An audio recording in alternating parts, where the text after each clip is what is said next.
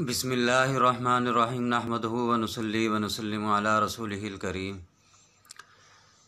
रमज़ान मुबारक का आखिरी अशरा है। मुसलमानों की एक बड़ी तादाद इत्तिकाफ़ की इबादत में मसरूफ़ होती है, तो एक मस्जिद का पुरसुकून माहौल होता है, उसमें लोग बैठते हैं और इबादत में अल्लाह ताला को याद करते हैं।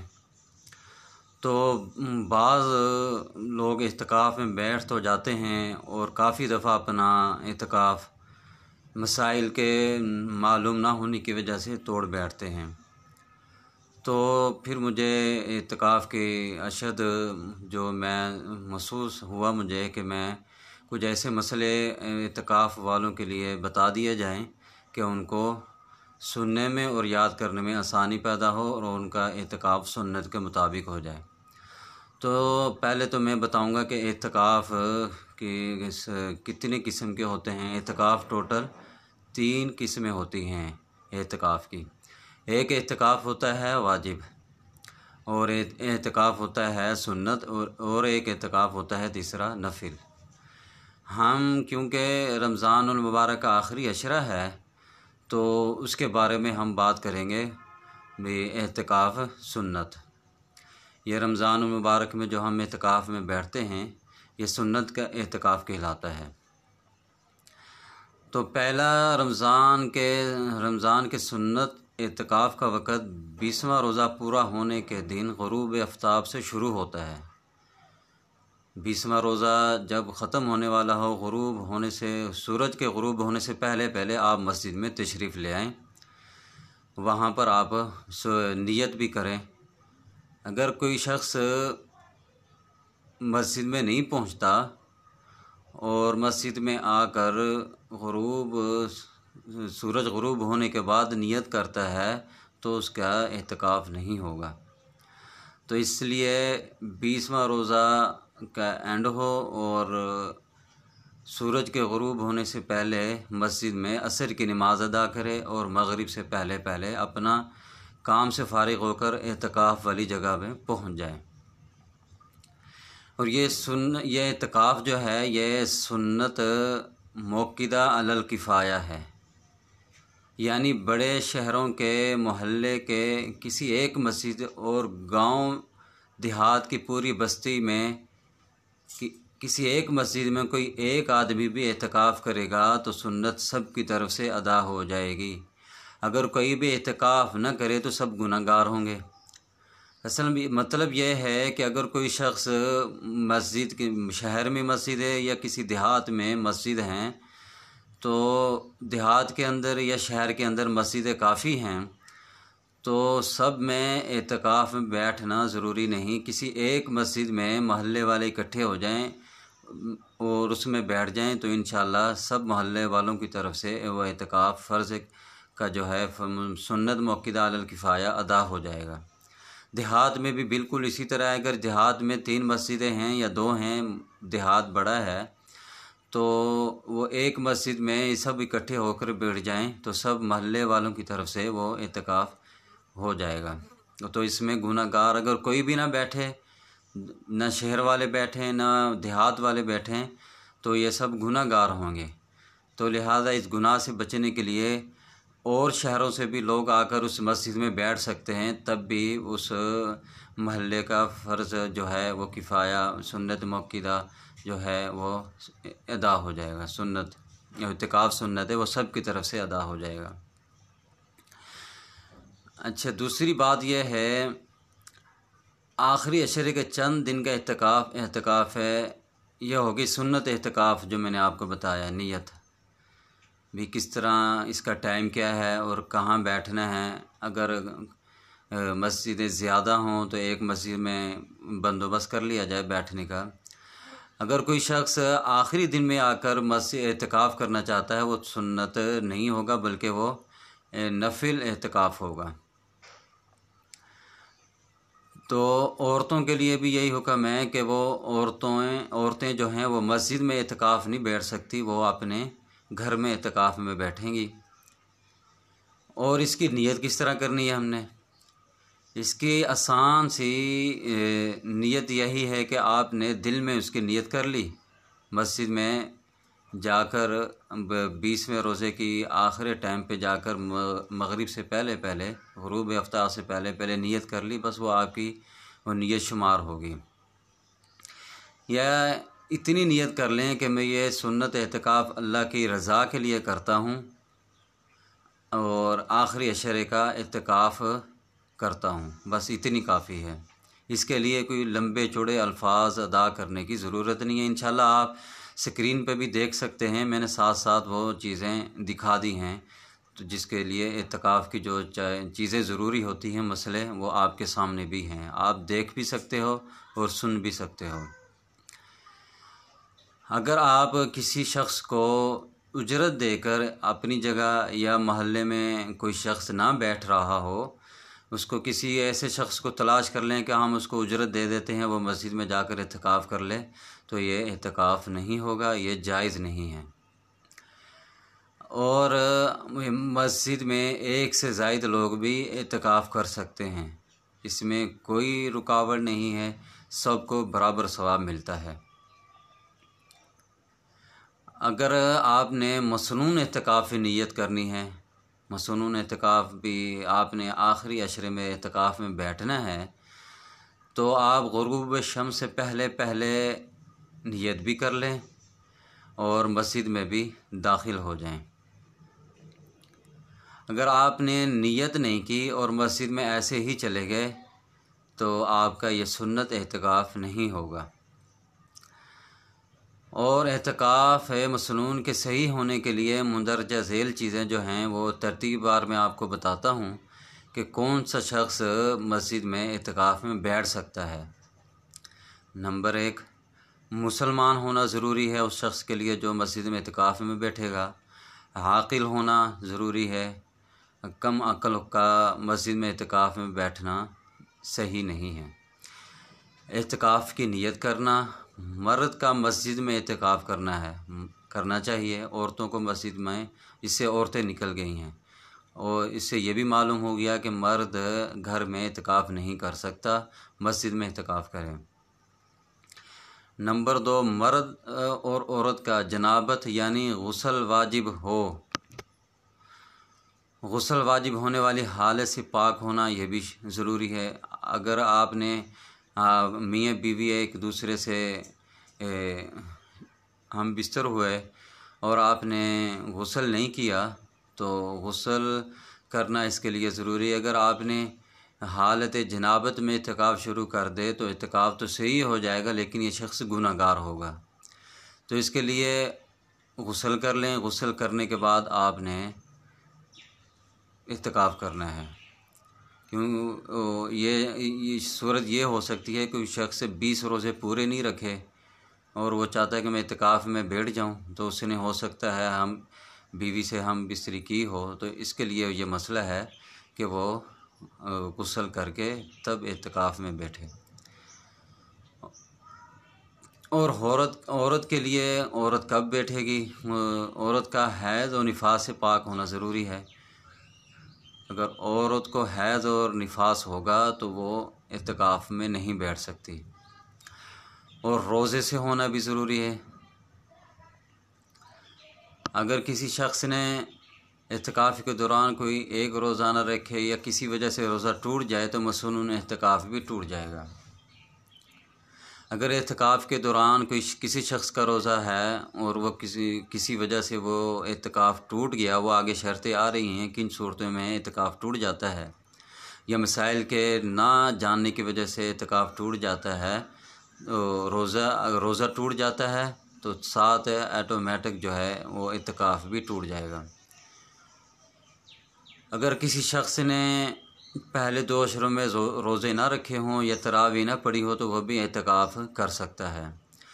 نمبر آگے اور شرط ہے، جس شخص کے بدن سے بدبو آتی ہو اور وہ بدبو جاتی نہ ہو اور بدبو اتنی زیادہ ہو کہ لوگ اس سے نفرت کرتے ہوں تو ایسا شخص اعتکاف میں نہ بیٹھے۔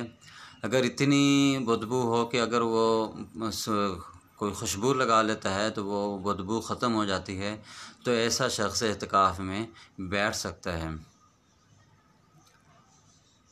اعتکاف کی حالت میں جو ہم نے کام کرنے ہیں اعتکاف میں بیٹھ کر بعض کام ہیں وہ ہم نے نہیں کرنے، بعض کرنے ہوتے ہیں، تو اس کی میں آپ کو تفصیل بتا دیتا ہوں۔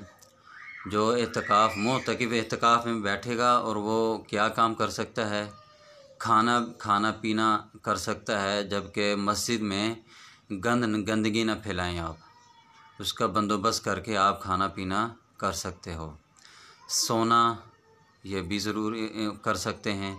ضروری بات کرنا، اپنا یا دوسروں کا نکاح یا کوئی اور عقد کرنا، یہ بھی جائز ہے۔ کپڑے بدلنا، خوشبو لگانا، تیل لگانا، کنگھی کرنا، شرط یہ ہے کہ آپ نے کنگھی کی ہے، آپ نے اس کا بندوبست کیا ہو کہ اگر بال اور جوئیں سر میں ہیں تو وہ مسجد میں نہ گریں، اس وقت آپ کنگھی کر سکتے ہو۔ مسجد میں کسی مریض کا معائنہ کرنا یا نسخہ لکھنا یہ بھی جائز ہے۔ اجرت کے کام کرے تو یہ بھی جائز ہے، مکروہ نہیں ہے۔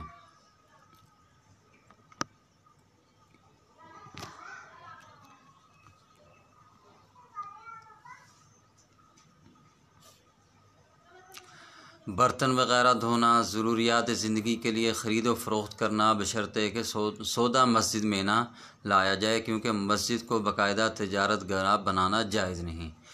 ہاں، اگر کوئی کاروباری شخصیت مسجد میں اعتکاف کر رہی ہے تو اس کے لیے اسلام نے، دین نے تھوڑی سی ڈھیل دی ہے کہ وہ خرید و فروخت فون پر بھی کر سکتا ہے۔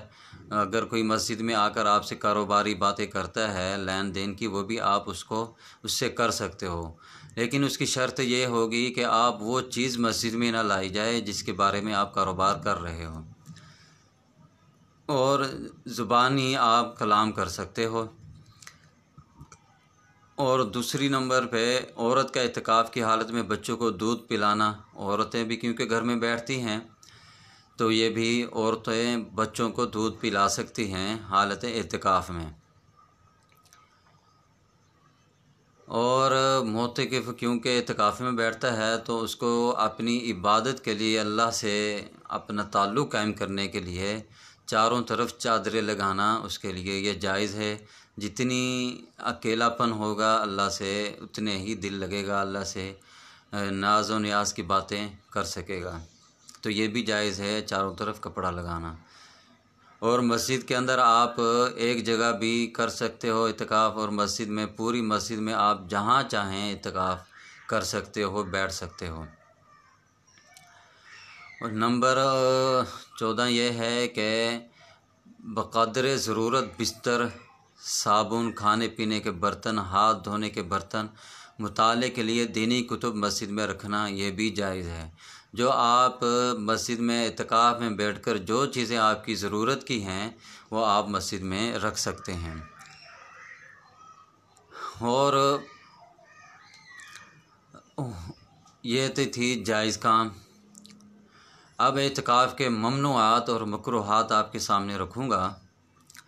بلا ضرورت باتیں کرنا یہ بھی جائز نہیں ہے معتکف کے لیے، بغیر فضول باتیں کرنا، وہاں بیٹھ کر چغلی کرنا کسی کی، بغیر دین کے باتیں کرنا اور دوسروں کو اذیت دینا باتیں کر کے، کسی کی نیند خراب کرنا، یہ مکروہ ہے، جائز نہیں ہے۔ اعتکاف کی حالت میں فحش یا بیکار اور جھوٹے قصے، کہانیاں یا اسلام کے خلاف مضامین پر مشتمل لٹریچر، تصاویر اور اخبارات و رسائل یا اخبارات کی جھوٹی خبریں مسجد میں لانا، رکھنا، پڑھنا، سننا سب مکروہ ہیں، یہ آپ مسجد میں کام نہیں کر سکتے۔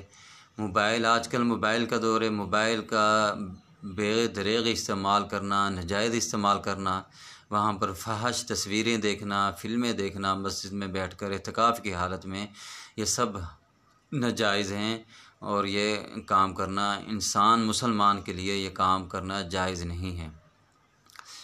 نمبر 3، ضرورت سے زیادہ سامان مسجد میں لا کر بکھیر دینا، ضرورت نہیں ہے بغیر 2 بستر لے کر آ جانا، 2 تکیے رکھنا، یا بغیر ضرورت کے برتن رکھنا گھر سے آتے گئے اور آپ گھر میں نہ بھیجیں واپس، یہ بھی جائز نہیں ہے۔ مسجد کی بجلی، گیس اور پانی وغیرہ کا بے جا استعمال کرنا یہ بھی جائز نہیں ہے مسجد کے اندر، کیونکہ اگر آپ کا کوئی سالن یا کوئی چیز گرم کرنے والی ہے وہ آپ کو مسجد انتظامی اجازت دے دیتی ہے تو آپ صرف ضرورت کا استعمال کریں، اس کے بعد بغیر دریغ استعمال کرنا معتکف کے لیے یہ جائز نہیں ہے۔ مسجد کا سامان ہے، مسجد کی چیزیں ہیں، تو یہ ویسے بھی جائز نہیں ہے۔ آپ جب جائیں مسجد کے، اگر یہ چیزیں استعمال کی ہیں آپ نے تو آپ مسجد کے اس کے بقدر معاوضہ دے کر جائیں، مسجد کے بل کی ادائیگی کر کے جائیں۔ مسجد میں سگریٹ، بیٹری و حقہ پینا، بیڑی پینا، حقہ پینا، سگریٹ پینا یہ بھی مکروہ ہے، جائز نہیں ہے۔ ہاں بقدر ضرورت اگر آپ کو اشد ضرورت ہے، اس کی گنجائش ہے، علماء سے پوچھ کر آپ اس پر عمل کر سکتے ہیں۔ نمبر 6، اجرت کے ساتھ حجامت بنانا اور بنوانا۔ لیکن اگر کسی کو حجامت کی ضرورت ہے، بغیر معاوضہ کے بنانے والا میسر نہ ہو تو ایسی صورت اختیار کی جا سکتی ہے کہ حجامت بنانے والا مسجد سے باہر رہے اور معتکف مسجد کے اندر۔ اب یہ بھی ایک مسئلہ ہے کہ آپ معتکف جو ہے یہ اعتکاف میں بیٹھنے سے پہلے اپنی حجامت اور زیر ناف بال کٹوا کر مسجد میں جائیں تاکہ پوری صفائی ہو، آپ کا جسم صاف ہو۔ اللہ کے سامنے آپ نے جانا ہے، مسجد میں بیٹھ کر عبادت میں مشغول ہونا ہے، تو یہ چیزیں آپ کر کے جائیں۔ اگر آپ کو ایمرجنسی یہ چیزیں میسر نہیں ہوئی تو اس کی ایک علماء نے یہ شکل نکالی ہے کہ آپ مسجد کے اندر بیٹھ جائیں، یا تو معتکف ایک دوسرے کے بال خود کاٹ لیں مسجد کا ادب کا لحاظ کرتے ہوئے۔ اگر اس طرح کا انتظام نہیں ہو سکتا تو وہ نائی ہے جو آپ کے بال کاٹنے والا ہے تو اس کو مسجد سے باہر بٹھائیں، آپ مسجد کے اندر بیٹھ کر اپنی حجامت کروا سکتے ہیں۔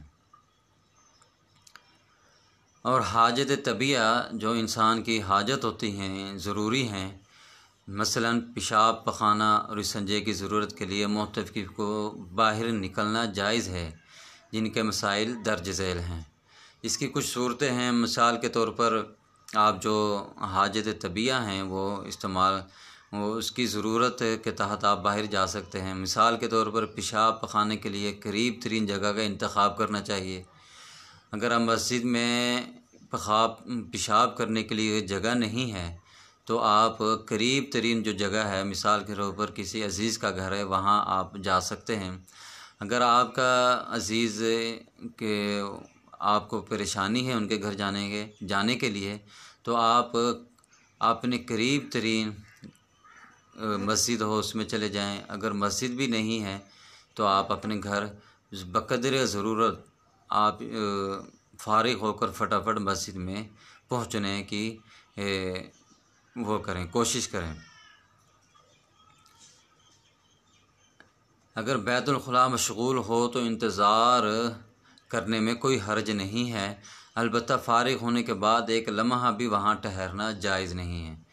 تو کوشش کریں، اگر مسجد کے اندر اعتکاف زیادہ ہیں تو آپ پیشاب یا غسل اس طرح کریں کہ رش نہ ہو۔ آپ کوئی ایسا ٹائم بنائیں کہ اگر سب باری باری اپنی لحاظ کر کے ایک دوسرے کا، کہ رش نہ ہو، کہ یہ نہ ہو کہ آپ جس وقت نماز کا ٹائم ہے نمازی بھی آ رہے ہوں، آپ بھی پیشاب کے لیے کھڑے ہوئے ہیں، تو اس طرح کی صورت اختیار نہ کی جائے۔ معتکف جو ہے پہلے ہی اذان سے پہلے ہی غسل اور استنجا وغیرہ کی جو شکل ہے، ضرورت محسوس ہو رہی ہے پیشاب وغیرہ کی، تو وہ پہلے سے فارغ ہو جائیں تاکہ آنے والوں کے لیے بیت الخلاء خالی ہوں۔ آپ بغیر ضرورت وہاں پر، اگر کسی کو پیشاب کی اشد ضرورت ہے، کر بھی لیا، اس کو پیشاب کی بیماری ہے، تو آپ مسجد کے اندر کھڑے رہیں، باہر نہ کھڑے ہوں۔ اور آپ جس طرح اگر آپ باہر کھڑے ہوں گے تو آپ بغیر ضرورت کے رش لگا ہوا آپ وہاں کھڑے نہیں ہو سکتے، آپ مسجد کے اندر رہیں۔ اور ان کو انشاءاللہ وہ مسجد کے جو باہر کھڑے ہونے والے ہیں پیشاب کرنے والے، وہ آپ کو معتکف سمجھ کر جلدی آپ کو فارغ پہلے جانے دیں گے، آپ کو فارغ کروا دیں گے۔ قضاء حاجت کے لیے جاتے وقت یا واپسی پر کسی سے مختصر بات چیت کرنا جائز ہے، بشرطے کہ اس کے لیے ٹھہرنا نہ پڑے۔ ہاں، یہ ضرورت محسوس ہوتی ہے کہ آپ مسجدوں میں جمعے کا اہتمام نہیں ہوتا، محلے کی مسجدیں ہیں تو آپ دوسری مسجد میں جا سکتے ہیں، آ سکتے ہیں، لیکن اگر آپ کوئی کام ہے، بات کرتے ہیں تو آپ بات کر سکتے ہیں، لیکن ٹھہرے نہ، چلتے ہوئے بات کریں، بغیر ضرورت کہ آپ بات نہ کریں، ضرورت کی بات کریں، فٹافٹ مسجد میں اپنی جگہ پر پہنچ جائیں۔ اچھا، اب یہ ہو گئی باتیں اس کی حاجت طبیعہ کی۔ اب غسل کے لیے میں آپ کو بتاتا چلوں، اگر کسی معتکف پر غسل واجب ہو جائے تو غسل کرنے کی ضرورت کے لیے معتکف کو باہر نکلنا جائز ہے، جن کے مسائل میں آپ کے سامنے بتا دیتا ہوں، درج ذیل ہیں۔ معتکف کو دن یا رات میں احتلام ہو جائے تو اعتکاف پر کوئی اثر نہیں پڑتا۔ اگر مسجد کا کوئی غسل خانہ موجود ہے تو اس میں غسل کرنا چاہیے، لیکن اگر مسجد کا غسل خانہ نہیں ہے یا اس میں غسل کرنا کسی وجہ سے ممکن نہیں، مثلا مسجد میں پانی کے گرنے کا خطرہ ہے، تو اس صورت میں باہر جانا جائز ہے۔ سردیوں میں احتلام ہو جائے، مسجد میں گرم پانی کا انتظام نہ ہو اور ٹھنڈے پانی سے نقصان کا اندیشہ ہو تو معتکف تیمم کرے، مسجد میں رہے اور اپنے گھر اطلاع کرے تاکہ پانی گرم ہو جائے۔ اگر قرب و جوار میں کوئی گرم حمام ہو تو وہاں جا سکتا ہے، ہو سکے تو وہاں بھی پہلے اطلاع کر دے اور فوراً غسل کر کے آ جائے۔ وضو کرنے کے لیے، وضو کی ضرورت کے لیے معتکف باہر نکل سکتا ہے۔ چند مسائل یہ ہیں، اگر مسجد میں غسل کرنے کی ایسی جگہ موجود ہے کہ معتکف تو مسجد میں رہے اور وضو کا پانی مسجد سے باہر گرے تو مسجد سے باہر نکلنا جائز نہیں۔ اگر ایسی جگہ موجود نہیں تب وہ وضو کے لیے کسی قریبی جگہ جانا جائز ہے۔ نماز، فرض، سنت، نفل، سجدہ، تلاوت قرآن کریم کو چھونے کے لیے وضو کی غرض سے باہر جا سکتا ہے، کیونکہ ان سب چیزوں کے لیے وضو ضروری ہے۔ البتہ صرف تسبیح، ذکر، درود شریف وغیرہ پڑھنے کی غرض سے وضو کرنے کے لیے مسجد سے باہر جانا جائز نہیں، کیونکہ ان چیزوں کے لیے وضو ضروری نہیں۔ اگر پہلے سے وضو ہے تو تازہ وضو کرنے کے لیے مسجد سے باہر جانا جائز نہیں ہے۔ کھانے پینے کی ضروری اشیاء باہر سے لانے کے لیے، کھانے پینے کے لیے کوئی چیز میسر نہ ہو تو اس غرض سے باہر جانا جائز ہے۔ ایسے وقت میں کھانا لینے کے لیے جائے جب اس سے کھانا تیار مل جائے، لیکن اگر گھر میں جا کر اسے معلوم ہو کہ کھانے میں کچھ دیر ہے تو مختصر انتظار کر سکتا ہے۔ اگر کھانا لانے کی ذمہ داری کسی کی لگا دی جائے تو اس سے اتفاق ہے، تب بھی کھانا لانے کے لیے باہر جا سکتا ہے۔ ہاں، اگر آپ نے کسی کی ذمہ لگایا کھانا تو وہ نہیں لایا تو آپ خود پھر جا سکتے ہیں۔ اس کا مطلب یہ ہے، جمعہ کے نماز کے لیے جائے، یہ بھی اگر آپ کی مسجد میں جمعہ ہوتا ہے تو آپ وہیں مسجد پڑھیں۔ اگر آپ کو باہر جانا پڑتا ہے جمعے کے لیے تو آپ جا سکتے ہیں، اس میں کوئی آپ کو حرج نہیں ہے۔